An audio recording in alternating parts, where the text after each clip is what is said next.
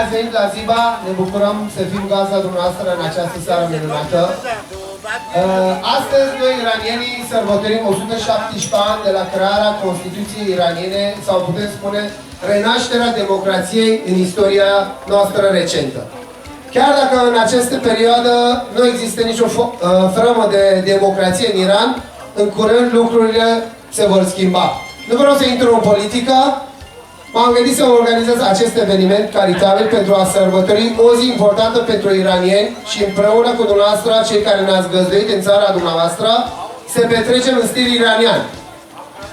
Astăzi doresc să vă prezint o parte din țara mea, țara noastră, totodată să-i duc pe compatrioții mei cu gândul și sufletul în Iran. Cei care sunt departe din Iran, care nu pot călători la fiecare pas în orice zi, așa des în Iran. Noi, echipa Ziba, ne vom strădui să vă creăm o amintire frumoasă în această seară. Acum începe seara. Până acum n-am adunat, am mâncat, că să domolim fomică, să luăm energie.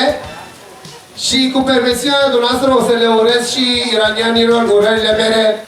Hamihanul Irani, خوشحالم که امروز میزبان شما هستم.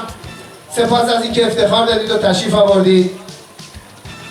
14 مرداد جشن ملی مشروطیت و آغاز عصر نوزایی ایران را گرامی می‌داریم و به شما شادباش می‌گویم. با آرزوی شبی زیبا و به یاد ماندنی در رستوران زیبا را برایتان دارم. Și în aplauzele dumneavoastră îl invităm pe artistul din această seară să dea startul petrecerii. Eu vă urez distracție plăcută și îl invit pe Farzin Atish!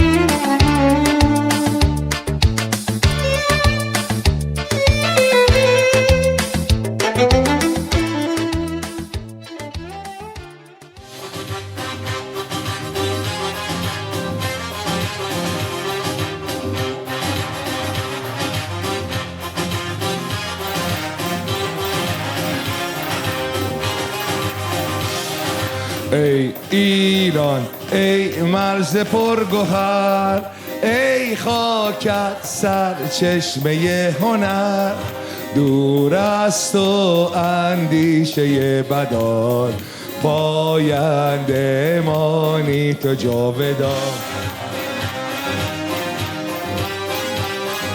ای سنگ خاره ای من آهنم جان من فدای خاک پاک میهنم مهر تو چون شد پیشم دور از تو نیست اندیشه همه با هم در راه تو پاینده باد خاک ایران یه بار دیگه در راه تو در راه تو پاینده باد خود همه دستا به افتخار ایران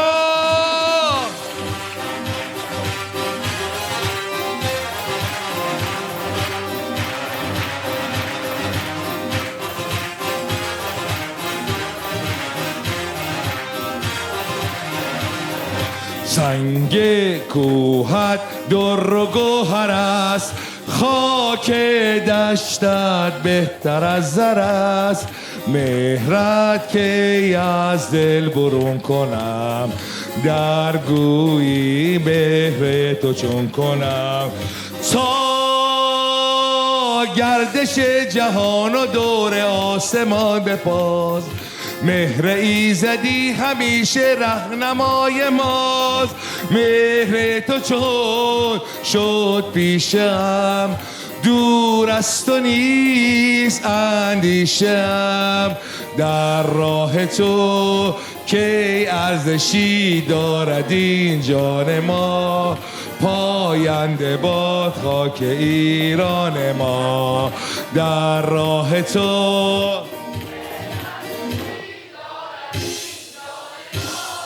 پاینده باد خاک. یه بار ای ایران بخونیم. ای ایران ای خاکت دور از تو اندیشه بدان. پاینده مانی و جاودان. ای دشمن ار تو سنگ خاره ای من آهنم که پاک میهنم. مهر تو چون شد پیشم دور از تو نیست اندیشم. در راه تو پاینده باد خاک ایران ما.